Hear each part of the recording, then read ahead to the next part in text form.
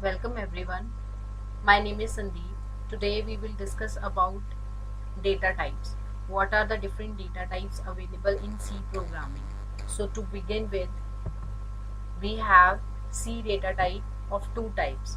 First one is primary data types and the second one is derived data type. Primary data types further divided into three parts: integer, floating, and then character. In case of derived data type, we have arrays, pointers, structure and union. So in case of data types क्या होते हैं? इससे हमें पता चलता है कि जो भी वेरिएबल होगा उसमें किस तरह का डेटा इंसर्ट हम कर सकते हैं, या वो वेरिएबल किस तरह का डेटा होल्ड करके रख सकता है, उसको हम बोलते हैं डेटा टाइप।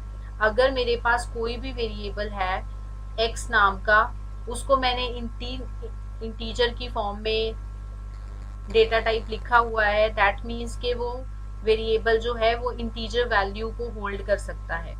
अगर मैंने उस वेरिएबल को फ्लोट किया है, दैट मीन्स कि उसमें फ्लोट वैल्यू स्टोर हो सकती है।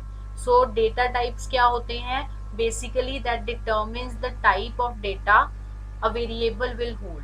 If we have a variable with the name a and having the data type int, that means that value or that the variable will store only integer values. In case of float, we have to use a float variable in order to store the float values in a particular variable. So data types are basically of two categories. First one is a basic data type and the second one is a user defined data type. Basic data type means these are the predefined data types जो कि already हमारे पास सी programming में language में available है। Pre defined का क्या मतलब है कि हमें ऑलरेडी सी प्रोग्रामिंग में ये डेटा टाइप्स अवेलेबल हैं जिनको कि हम यूज कर सकते हैं, जैसे इंट हो गया, फ्लोट हो गया, कैर हो गया। जो ड्राइव्ड डेटा टाइप्स होते हैं उनका मतलब होता है कि हम लोगों ने उन डेटा टाइप्स को खुद बनाया है, यूजर बना रहा है उन डेटा टाइप्स को किसी ना किसी तरीके से। बेसिक जो डेटा टाइप्स हैं या प्री डिफाइंड डेटा टाइप्स हैं उनको यूज करके। सो अगर इंट है, फ्लोट है, कैर है, डबल है, तो ये सब जो है हमारे बेसिक डेटा टाइप्स हैं जो प्री डिफाइंड डेटा टाइप्स हैं। हर एक की कंज्यूम करने की जो स्टोर करने का डेटा जो है उसकी जो लिमिट है या उसकी जो रेंज है वो पर्टिकुलर डिपेंड करती है कि किस तरह का वेरिएबल है या किस तरह का डेटा टाइप है। जो कैरेक्टर होता है वो सिर्फ एक सिंगल बाइट को होल्ड करता है, दैट मीन्स के 8 bits. In case of int we can store 2 bytes तक डेटा हम उसमें स्टोर कर सकते हैं। जो फ्लोट होता है वो 4 बाइट्स का डेटा स्टोर कर सकता है। इन केस डबल है तो हमारे पास 8 बाइट्स जो होती हैं वो मेमोरी में स्टोर हो जाती हैं for a particular value. In case of float और डबल दोनों में हमारे पास सिंगल प्रिसीजन और डबल प्रिसीजन की फैसिलिटी अवेलेबल होती है। इसका मतलब क्या है कि डॉट के बाद हमारे पास कितने नंबर ऑफ करेक्टर्स आएंगे। अगर 2.5 लिखा है दैट मीन्स पॉइंट के बाद हमारे पास एक करेक्टर आए, एक नंबर आएगा, वो फ्लोट में आ जाता है। सो यूजर डिफाइंड डेटा टाइप का क्या मतलब है? These are not pre defined data types in C programming. User is creating their own data type. So first one is arrays. Array क्या होता है? जिसमें हमारे पास सिमिलर डेटा टाइप्स का या फिर सिमिलर डेटा की कलेक्शन को हम एरे बोलते हैं। सपोज मेरे पास कुछ नंबर्स हैं 10, 15, 20, 35। सो इनको अगर मैंने अलग अलग वेरिएबल्स में स्टोर नहीं करना, इनको इकट्ठे स्टोर करना है, देन उस केस में हम लोग एरे यूज करते हैं। So an array is a collection of similar data type. Data type या सिमिलर डेटा, कोई भी सिमिलर डेटा हो सकता है। करेक्टर की कलेक्शन हो सकती है, इंटीजर की कलेक्शन हो सकती है, फ्लोट की कलेक्शन हो सकती है, डबल की कलेक्शन हो सकती है। इस तरीके से आता है सेकंड स्ट्रक्चर।